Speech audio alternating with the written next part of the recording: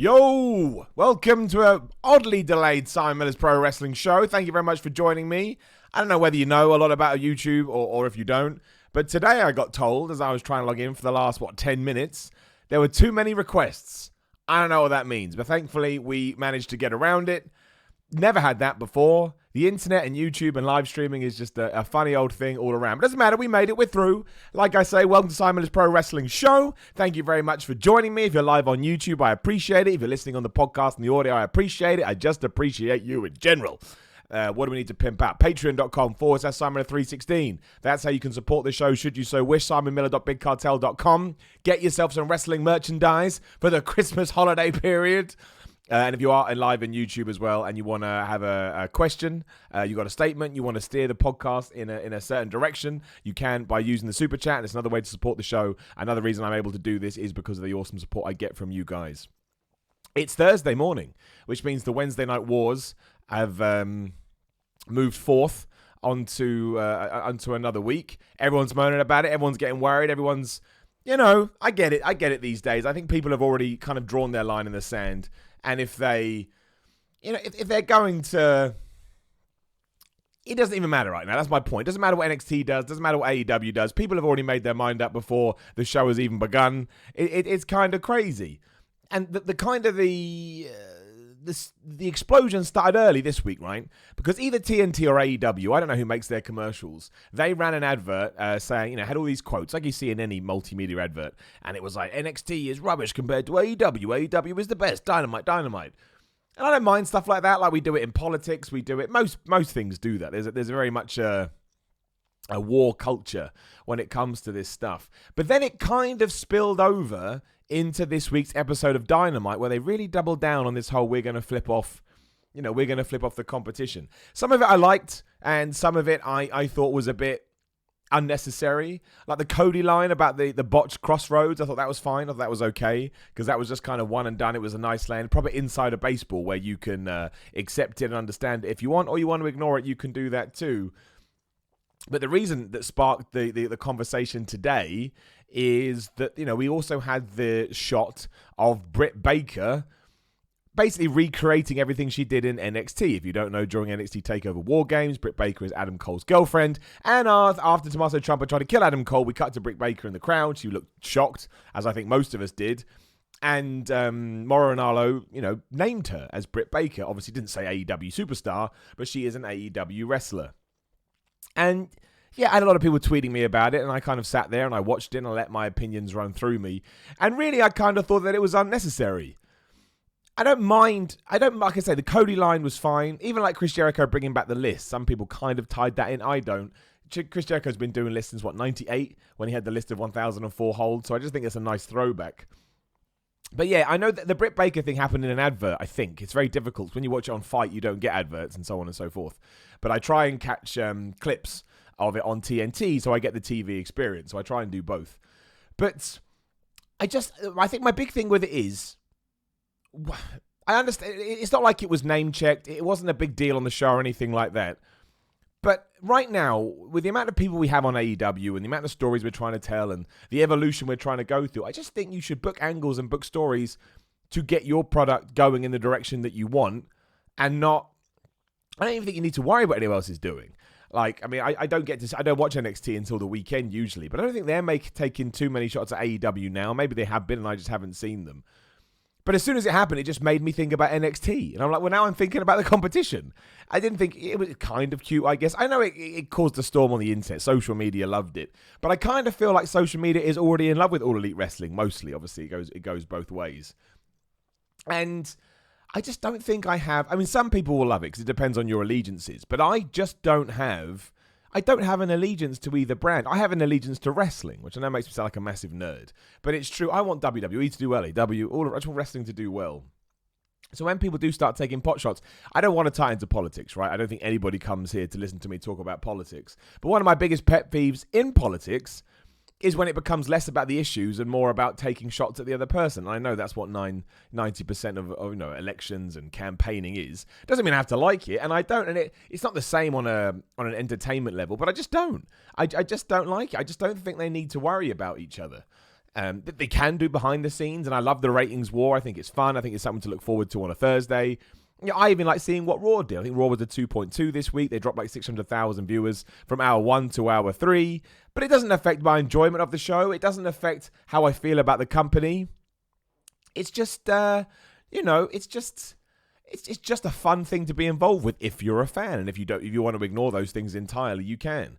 But yeah, I don't know. It really stood out to me last night. And I was just like, I just don't need it. I don't need this sort of back and forth and this hand slapping. I'm quite happy. I think my thing is this.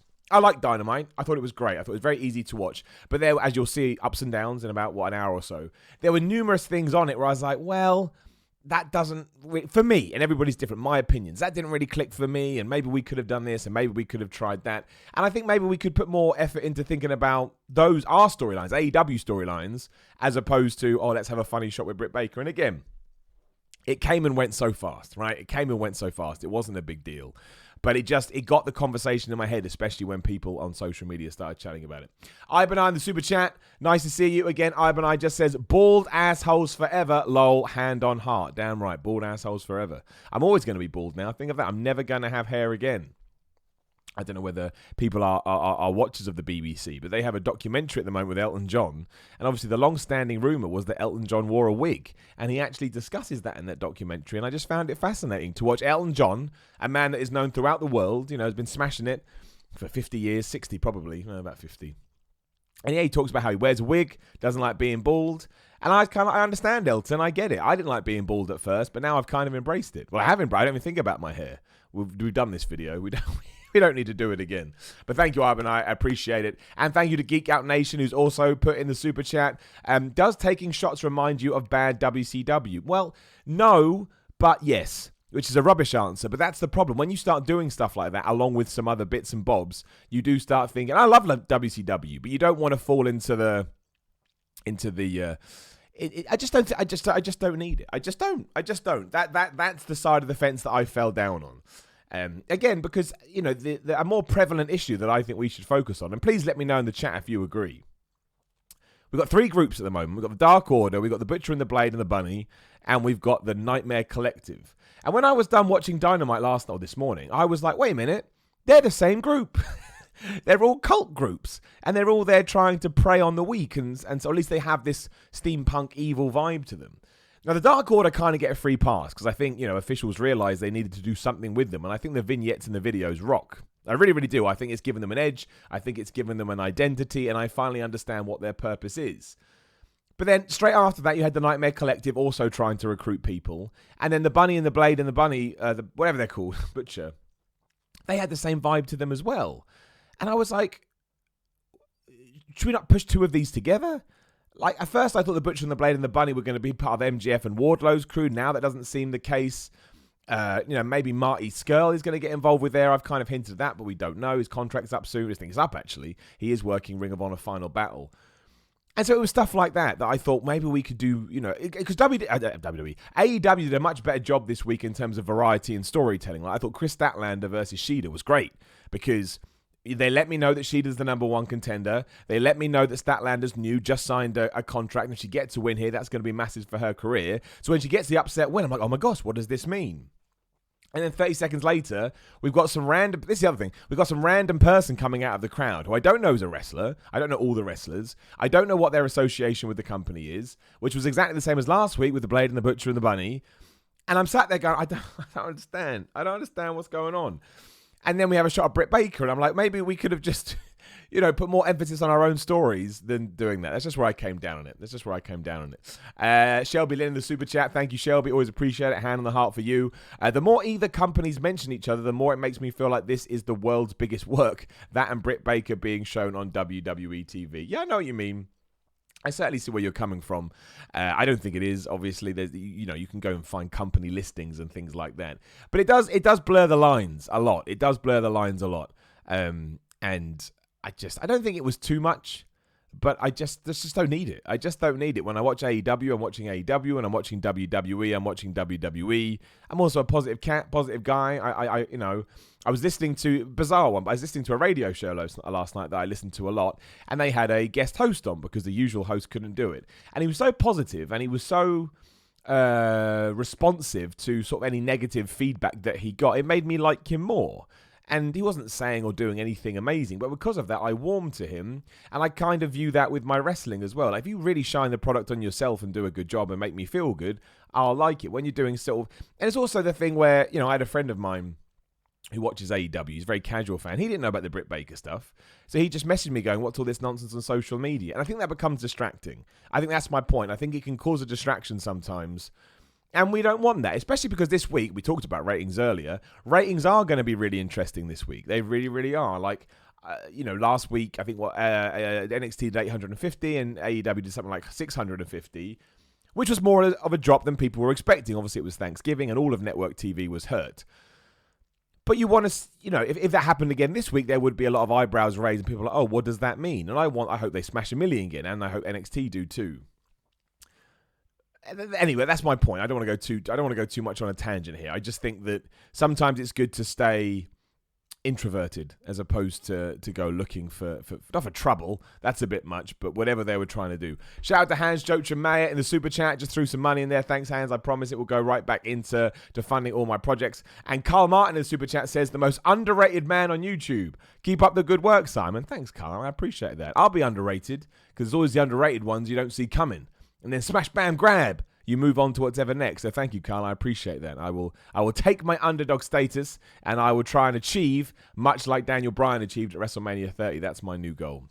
Otherwise, though, no. I thought Dynamite was a good show. Great 2 opening matches.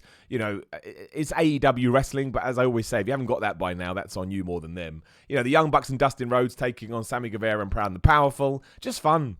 Just fun, just enjoyable. Sammy Guevara kind of role right now is just to have his ass kicked, but he does it really well, so I'm all good with that. We then transition into Trent versus Phoenix. Phoenix is a ridiculous wrestler. I kind of watch him sometimes, and I don't understand how he's doing any of the things that he's doing. He's absolutely brilliant. So, excuse me, I got some wind. It's always good to know. Yeah, that was good. I don't really know where they're going with this. Because kind of the Best Friends and the Lucha Brothers are kind of beating each other over the last few weeks in singles competition. What I would like to happen is they now have a tag team match and that we can go and fight, go for the tag team titles. So say the Lucha Brothers beat the Best Friends and then go after SCU who have vanished in terms of the tag stuff. We had the Cody Rhodes promo, which was good. He addressed everything. He addressed his wife. He addressed the Butcher, the Blade, and the Bunny. He's going to have a tag match next week with them. He's teaming with QT Marshall. Talked about MJF. Offered him all this money. That was cool. The Christopher Daniels Pentagon Jr. match. Look, they're 2 amazing wrestlers, right? They're brilliant. But for whatever reason, it didn't click. I don't know why. I don't know... it's just one of those things that happens sometimes, right? Obviously, Christopher Daniels, had the slip on the moonsault or whatever he was going for. Always sucks. We all make mistakes. And that kind of killed the crowd. And it's just, those things happen, right? It happens in all walks of life. So that was kind of a shame. And then Jon Moxley versus Joey Janela, I just thought was awesome. It was a very easy to watch match. The ending when Chris Jericho came out with the Inner Circle. And of course, Chris Jericho stole the show again. Bringing back the list, but calling it the Lexicon of Jericho or the Lexicon of Le Champion, whatever the hell he called it. The dumbest thing, it's not even what a lexicon is. It's just absolutely ridiculous. But again, it ties back into that radio presenter I was talking about. Jericho is clearly having so much fun right now that we all start having fun as well. Like, he radiates through your television or your Chromecast or your TV, your laptop, whatever you're watching it on. And he just makes you, and I know it's not what heel's meant to do, but you can tell that he's enjoying himself. So it's like you just play along. You play along with the pantomime. And that's why, for me, I have to sit down and think about it. But Chris Jericho could be my favorite wrestler, or, sorry, not my favorite, but the wrestler of 2019 for what he's been able to achieve. Again, I have to sit down and properly think about that. But it was just the stupidest promo, running down a list of people he doesn't want to fight. He mentions Jon Moxley about 1,000 times. He mentions a bunch of other names, a lot again. See, that was a better way to do it. A lot of those were insider references. He mentioned Paige and he mentioned AJ Styles' real name, which I think is Alan Jones. That's a good way to do it. Have a little nod and a giggle because it makes you feel like you're part of a special club and he's talking to you, even though lots of people are going to get it.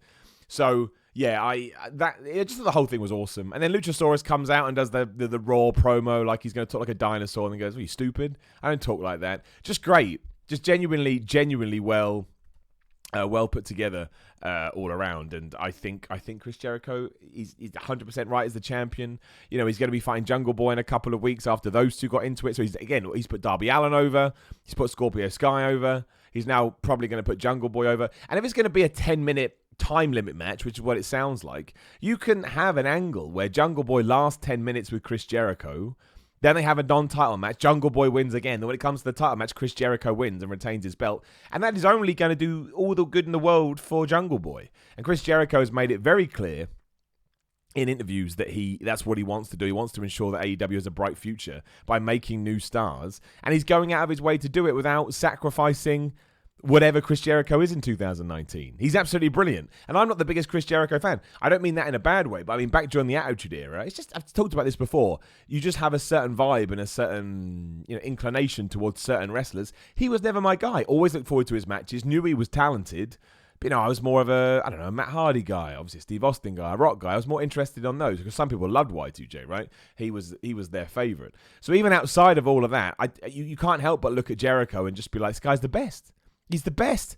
And sound like Ortiz and Santana. And he's giving so much back to wrestling too. It goes to show that everything that he went through in WCW when he was in a similar position and he was being held down by Goldberg, Hulk Hogan, whoever else was there, Kevin Nash, Scott Hall. He's not doing that now. It's not like, he's falling back into old patterns just because he got treated that way.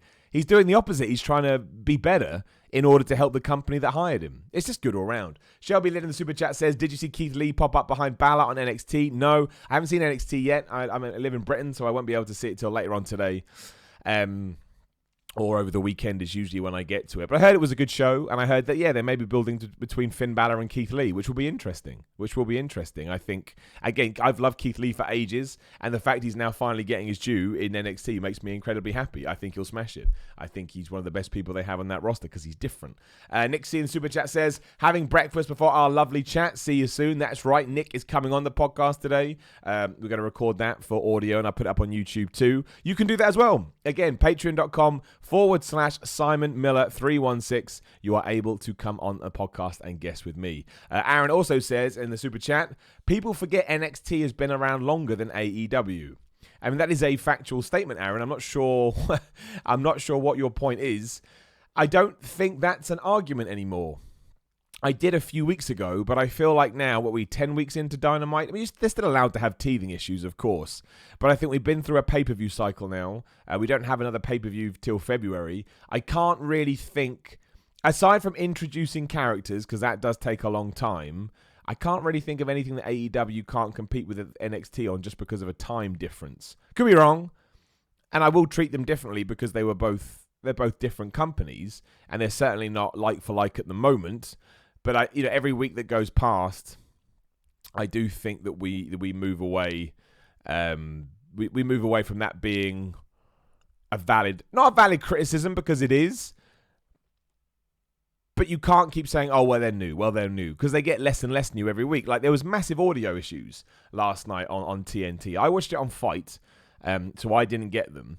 But then after somebody told me about it, there's loads, you can find loads of TNT clips on YouTube and stuff. So I went and put it on YouTube, and I put it on my television set. And my gosh, it's unbelievable. It was unbelievable to the point I mentioned it in Ups and Downs because I think I would have turned it off. It was so frustrating. I guess I have sensitive ears, but it was loud, then it was quiet, and I don't understand why any company would. Anyway, that's neither here nor there. Just a surprise. Dartrain24 in the super chat.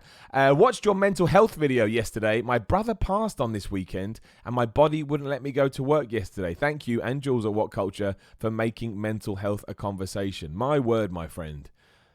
I have no words, to be completely honest. That's horrendous. I mean, obviously, nothing but love for you, nothing but positive thoughts.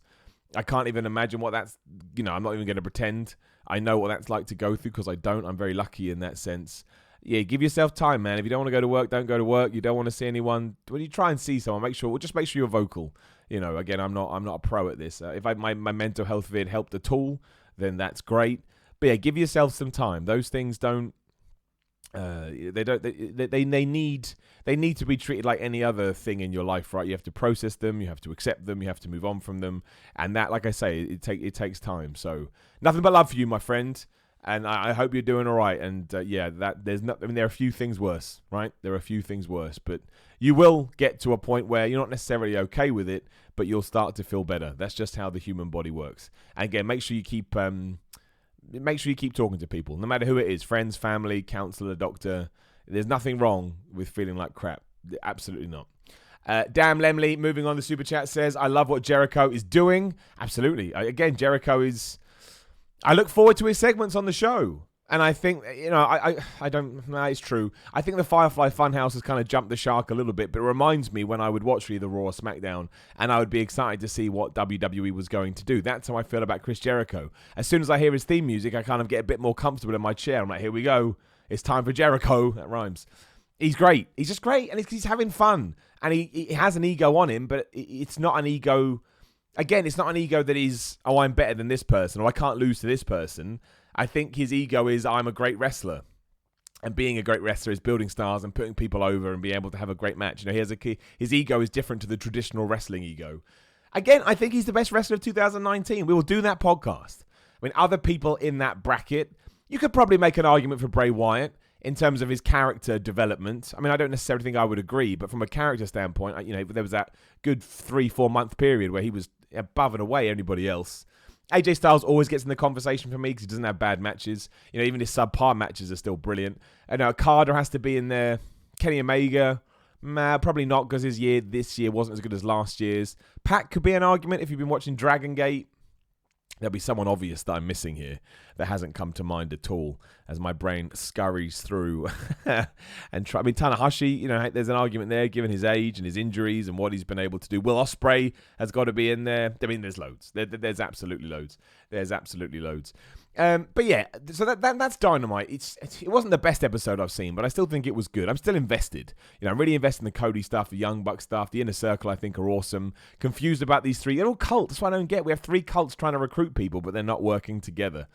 I don't think there was anything else on that show. Oh, we had the Nyla Rose. Oh, that ties into the Britt Baker stuff. I don't mind a Nyla Rose squash match. That's fine. Again, I thought it was a bit weird in the commercial break. They showed the table spot. Obviously on Fight TV, you don't get commercials, so that was a bit strange. But they're not bad. While there may be some finicky bits that you raise an eyebrow and go, okay, don't really see what you're doing there. It's not bad at all. I think we can safely say that any naysayers that thought that, Cody and the Young Bucks and Tony Khan and Omega, whoever, couldn't put on a good show, absolutely incorrect. Because they really, really can put on a good show. And Jon Moxley right now feels to me like... It feels to me like a superstar. It's weird. Even though Chris Jericho, I would imagine, is your shining light at the moment, I think Jon Moxley is the guy that could actually rise up, become champion, and maybe breathe new lease of life into the company. This could be his coming of age year. Left WWE, joined. Oh no, not year. Next year, I should say. But yeah, there's just something. Everyone loves Jon Moxley, right? Everyone gets excited about him. It's rare to hear someone say they don't like his stuff. So I'm excited. I'm intrigued to see what's next. To see what's next for him. And I think the next pay-per-view for AEW is February. Hence why I have the Jungle Boy match in December, and then maybe do a Luchasaurus Jericho thing in January. Probably not, maybe with Marco Stunt. And then you build to that next pay-per-view in February. You do Mox versus Jericho. Maybe Moxley wins. Jericho will have held the belt then for a good 6-7 months, I think. I'd have to work that out in my head. I think you could probably do it. Or you can come up with some system where Moxley doesn't win, but he goes after it again and have a proper long build. I think Moxley has to win that championship eventually. I think he's found who he is as a person. I think he knew, but now he's in an environment where he's able to showcase it. I just think he gets better each and every week, and his Joey Janela match was proof of that. Geeked Out Nation, the Super Chat, says, love AEW, but I feel the need at least one more big name, someone that can draw some outside viewers. I don't know who, but rumors say WWE releasing people soon.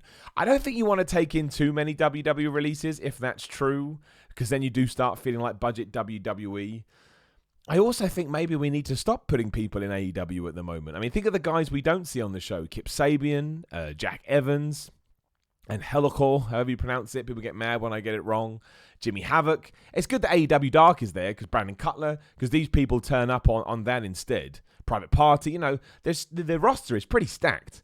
It's pretty big, and I would never, deny anybody an opportunity. If you get signed by All Elite Wrestling, man, you sign that and you run wild. But again, we had the Butcher, the Blade, and the Bunny released last week. We had the third person for the Nightmare Collective released this evening, or last night. I don't know who that is. There's so many other people that I want to know more about already, like Shayna, for example. I know she had a Nyla Rose thing, but, there's stuff there. There's B. Priestley. There is Britt Baker.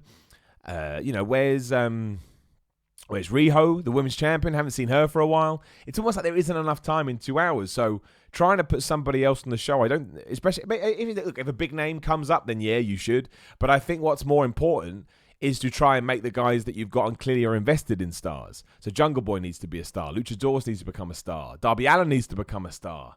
There'll be people I can't remember. Tito, Ortiz and Santana. The Young Bucks, you could even say, could take a bigger prominence at the moment. So I don't think that we should... Don't overdo it. We still only have 2 hours a week compared to WWE that has 791. Chicken Salad in Super Chat says a hardcore belt in AEW would be great. I don't think you want to overdo the hardcore match anyway. The other problem is you had that crazy unsanctioned match with Omega and Moxley. You're not going to be able to top that. So it would be like doing a Hell in a Cell match every week after Mankind and The Undertaker. You're just not going to have the same effect. So I think we need a mid-card title so that we can start getting other people on the show. And I think we should introduce that in the new year. But no, I don't really need a hardcore belt. I'm kind of done with hardcore wrestling, if I'm honest. Who is next? Timothy Jones in the Super Chat says, that Britt Baker spot will only draw curiosity to NXT. That's Adam Cole's girlfriend. I would assume not a lot of AEW fans know Adam Cole, but I guarantee after that people Googled him and saw the table spot. I would disagree, Tim. I think that a lot of people, I think if you're an NXT fan, you're quite a smart fan, you're quite an internet fan. I think you probably do know who Adam Cole is, and I think that was probably aimed at you, which again is one of the reasons why I don't see the point in doing it, because you're almost speaking to the converted, and if you don't know, you're not going to care that you saw a woman in the crowd. Maybe you didn't even clock that it was Britt Baker, even though, of course, she's been on AEW a lot. But you're right, I guess if you don't know, you may go look it up and you may find NXT. The thing is, I don't think anything either side can do is going to make make somebody a fan. Oh, sorry. I don't think, even if AEW spent the entire thing mentioning NXT, I don't think all of a sudden then that viewership is going to become NXT fans. I don't see it like that at all. I just think it's more important to focus on your stories and focus on the narratives that you want to tell. That's my main thing. Let's try and promote ourselves. Let's create rather than destroy. And I'm not saying that they're doing that, but that's kind of where I fall down. On it. It just takes me out of the experience as well. That's what I found last night when I saw the Britt Baker thing. I was like, oh, we're doing this now, are we? Okay. And it's not a bad thing. It's not like overly negative. It didn't ruin the show. I just didn't think we needed it. Especially with the advert as well that was good doing the rounds. Geeked Out Nation, the Super Chat says, love those guys, but they aren't big name draws. No, but I think we need to make them big name draws, talking about the people I mentioned a minute ago. And if you keep bringing other people in, you're going to bury those guys. And also, again, I really don't think you want to do what TNA did. TNA's not worst decision, but they really struggled after they did just bring in WWE guy, because it made it feel like WWE. And the coolest thing about Dynamite is it doesn't feel like WWE. It does feel like WCW, but it's fine. It does feel like an alternative, and that's massively important. And again, this week they did a much better job with the pacing of the show. It wasn't just match. We had promos, we had video packages. Didn't necessarily agree with all of them, but we had angles. Again, the Brandy Rhodes one. I'm glad we didn't, even though it was a strange one. And I think once you start doing that more, then you can start shining a spotlight on new people, and hopefully they'll become stars. Or at least that's what I hope. But I still like NXT. I still like the AEW. I already know after today's ups and downs, people go, yeah. But I'm used to it. It's all good. As long as you care. John Cena, right? As long as you're making a reaction, everything is good with me. Right, we'll check over the news. Make sure we haven't missed anything. I don't think we have. We've got loads of stuff. The good thing about AEW is they do announce a lot of stuff. We've got the Cody Rhodes versus the Butcher and the Blade tag match. We've got the Young Bucks and Santana Ortiz in a tag team street fight, which should be good. That's 2 matches already. And you even know the week after that, you're getting Jungle Boy versus, apparently it's for the world title. Is that true? No, I think it was for the world title. Is it for the world title? The Twitter will know. I don't think that match is for the world title by any stretch of the imagination. But I could be wrong. I don't know. I don't know. I don't think he said world title. I'm not going to look. This is not the time to do it. So yeah. We will see. But there's not actually that much to talk about when it comes to wrestling. Everything's calmed down because we're building up to the end of the year. Building up to TLC. So you haven't got any questions, put them in the chat and I will do a quick fire round. Before then, shout out to Undead FB Goo in the super chat. Always supporting the channel. Much appreciated. Nice to see you, Undead. Jungle Boy spoke. Plus Mox with his segments with Joey in the match, then looked into the camera and said, some people make bad choices. John Moxley was great throughout, I thought.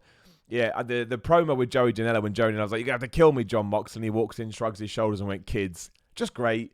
There's nothing wrong with having a bit of personality and a bit of humor on a show, especially when it's a little nugget like that. And yet, Jungle Boy speaking was weird. It hadn't actually clocked until he did speak that we haven't heard him talk. Did seem a bit nervous, but I can understand that. You know, he's a young guy and he's come a long way this year. But he slapped Jericho around the head. I think they'll have a great match. And I think after that, you know, Chris Jericho will ensure that Jungle Boy feels like a bigger deal. And that's what we need to do right now. You know, we've already talked about it. Chicken Salad in the Super Chat says, I love the kid's face. Oh, where did it go? I love the kid's face when he got $100. Yeah, obviously Cody Rhodes offered $50,000 to MJF to fight him. And to prove it was real, went and gave $100 to a kid that was dressed in a suit. Kid didn't care. Kid no-sold it. If Cody Rhodes gave me $100, I'd do a backflip. And I'd break because I can't do a backflip. But no, that was awesome. That was really... it was just a nice moment. Little things like that are good. The little nuggets on top. Train24 in the Super Chat says, I disagree. TNA's biggest mistake was bringing in WWE guys and presenting them just like WWE guys. AEW doesn't present Mox like Ambrose. Yes, but then you have the other problem, don't you? If we bring in, let's say we bring in Rusev, The Revival, Finn Balor. Who else could go? Who's not happy? Anyway, if you bring all those guys and then you just start recycling them, then you become the recycling WWE guys. I mean, Sean Spears is already there, right? He's already done that. So you don't want to overdo anything. And TNA struggled because they were filled with guys that felt like people that WWE didn't want. I mean, that's not necessarily true. Christian, man. Christian's one of the most underrated guys ever. And he walked in there, he became the TNA World Champion. But he could never shake off this stigma that WWE didn't want him. And that's because that was TNA's fault mostly. You know, they should have presented him differently, but they didn't. But I do see what you're saying. But, yeah, I just... If we start doing anything too much, you will get painted with that brush.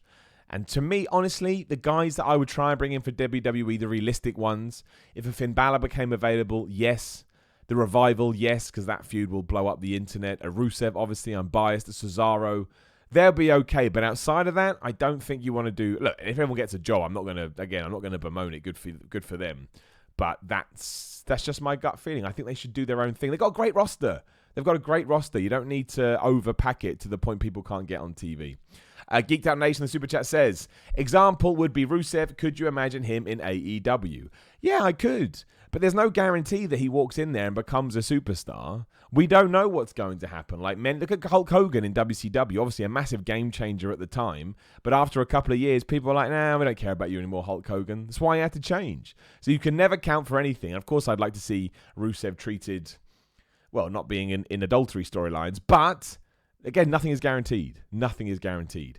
Anthony Taggle in the Super Chat. T-Dog, my man. T-Dog here just to say hello and to send some love. Hand on heart. Thank you, my man. Always supporting the podcast, Anthony. I appreciate it, man. It's good to see you. Glad you're here. The T-Dog smashing it around. Somebody asked if I'm looking forward to Christmas. Look, I don't mind Christmas. I'm not a massive Christmas guy. Not in a bad way, not like in a bar humbug way. Like, I enjoy the family time and I enjoy the love and the happiness it brings everybody. But because I'm a lollipop man that likes to skip through lollipop land, I'm sometimes like, why can't we just all be like this all year round and life would be a little bit better? You see? Greg McKnight in the Super Chat says, Simon, your voice makes my day better. That's very nice, Greg. Thank you. I hope Moxley and Jericho is a 5-star classic. I think it will be. And I think they kind of have a point to prove, because when it was Dean Ambrose versus Chris Jericho, we were fighting over Mitch the Plant and we were in a cage with bizarre weapons. I know that Chris Jericho and John Moxley weren't happy with that match because they did a podcast on Talk is Jericho where they said as much.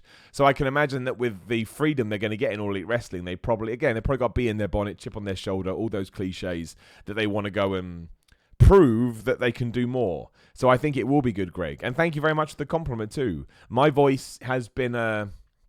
I'll put it like this. In my first job, I worked in an L-shaped office, and I was moved to the end of the L at one point because my laugh would carry throughout the whole office, and people said it annoyed them. So I was too loud. They told me to quiet down. I can't quiet. I kind of have one volume when it comes to my voice. It's either this loud or I can whisper, but you can't whisper it, in some environments.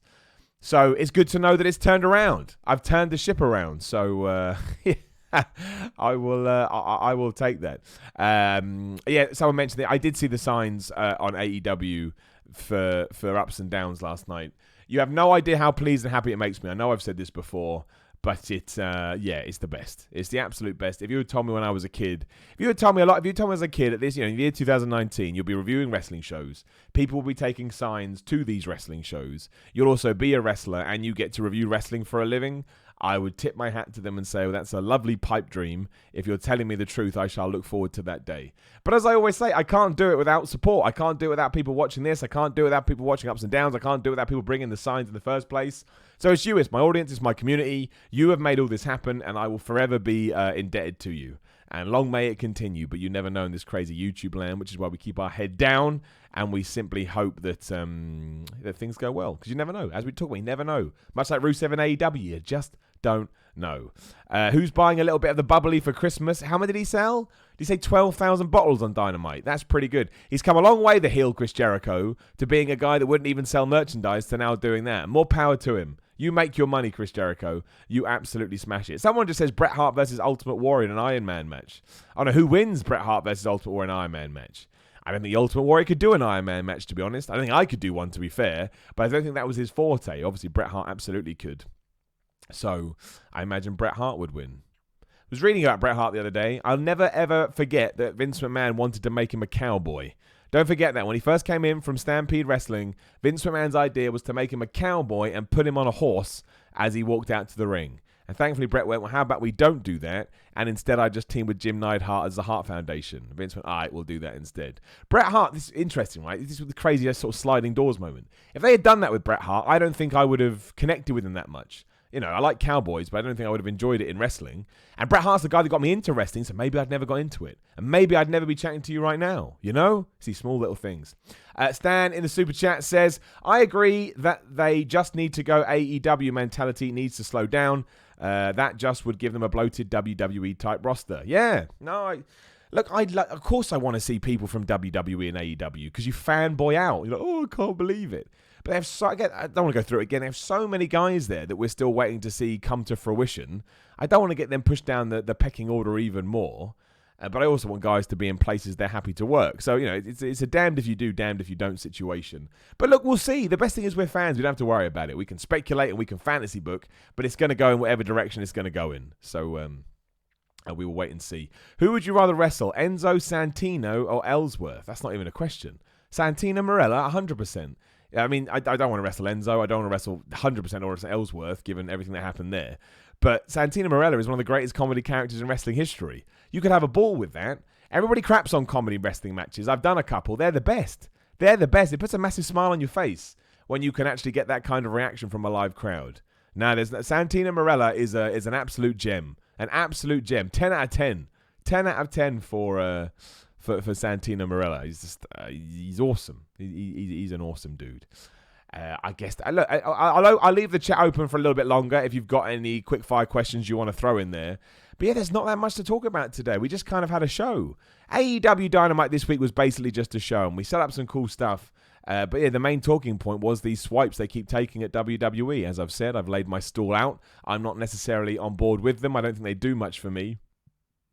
But again, I'm not going to stop watching because they're doing it. So really, it's almost irrelevant. It's almost it's not pointless by any stretch of the imagination. But it's a black hole that I don't feel like they need to go down. But I'm just going to talk about it on stuff like this. I wouldn't.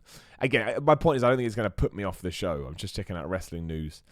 Wrestling news again in case anything has happened, but I don't believe that it has. No, nothing is going down.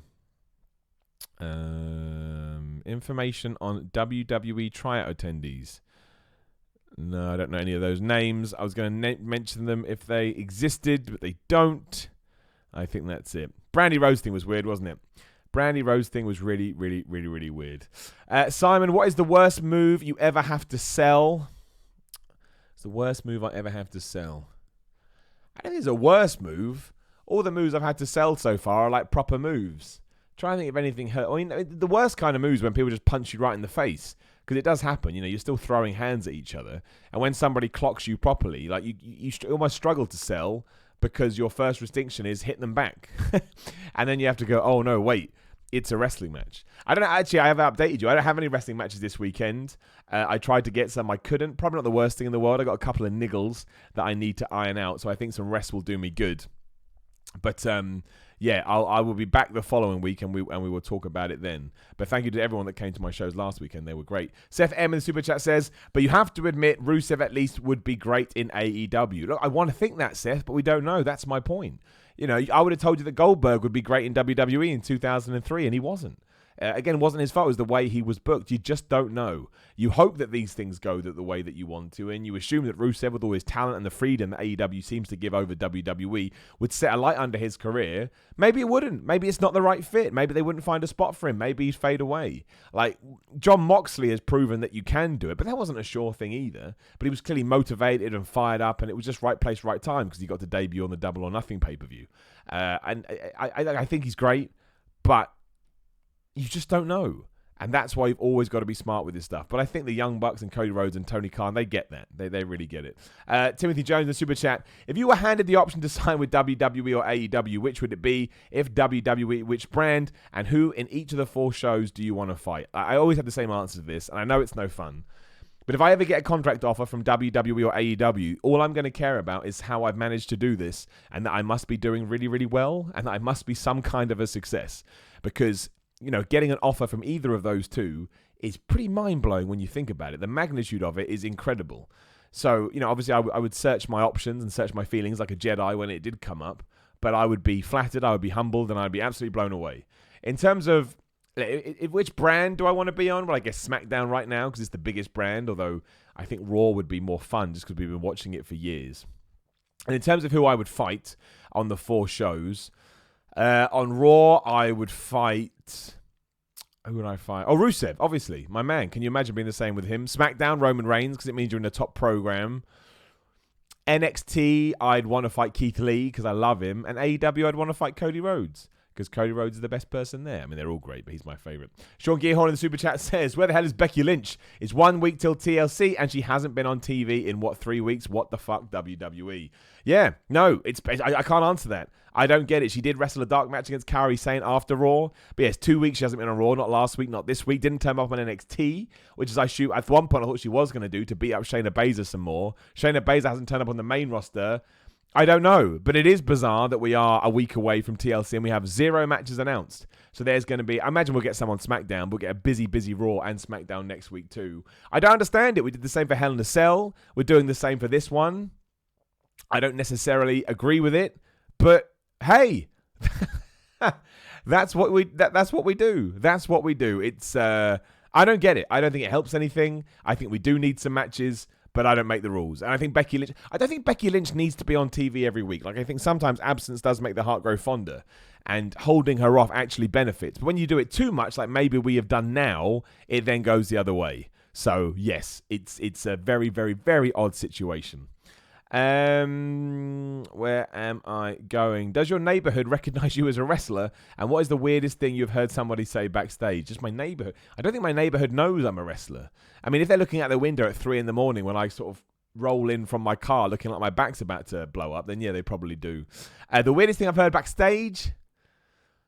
Nothing too weird. I mean, sometimes you hear people talking about, you know, rubbing things on themselves, but they're usually talking about medicine. I can't say that word. Medicinal pills and stuff. I can't think of anything weird that I've heard. When are you doing the next Star Wars stream? Hopefully soon. Nobody was watching. It's really difficult when no one watches. It makes you feel like you've been a failure. But we will do another one. We'll see how it does. I'll try and do one either today or tomorrow. And that seems to be it. Let's see if Ups and Downs is up. If Ups and Downs is up, we shall run away to make sure that we all go and see that. No, it's not there, right? But we will slow it down anyway. It will be up soon. Yeah, and that's it. That's this week in wrestling. Like I say, another podcast will go up over this weekend with Nick, a Patreon. If you would like to join, you'd like to come on the podcast, I should say, you can at patreon.com/Simon Miller 316. Otherwise, that's about it, really. I appreciate you joining me. We'll do a couple more next week as we build up to TLC. We'll see what Raw does. We'll see what SmackDown does. We'll get all that done. And yeah, we're almost at the end of the year. Obviously, the last week of December, the last 10 days of December stuff will slow down the channel a little bit as I'm traveling here, there, and everywhere to wish people a Merry Christmas. But then we'll get to 2020 and we'll kick things back off. If you have any suggestions or ideas for videos, tweet me at SimonMiller316. I've just realized where's my screen furniture gone? That's weird. Is it that one? No, that's not it. Where did my screen furniture go? I swear something is wrong. That's not right. Well, now we're just mucking around. It's just gone.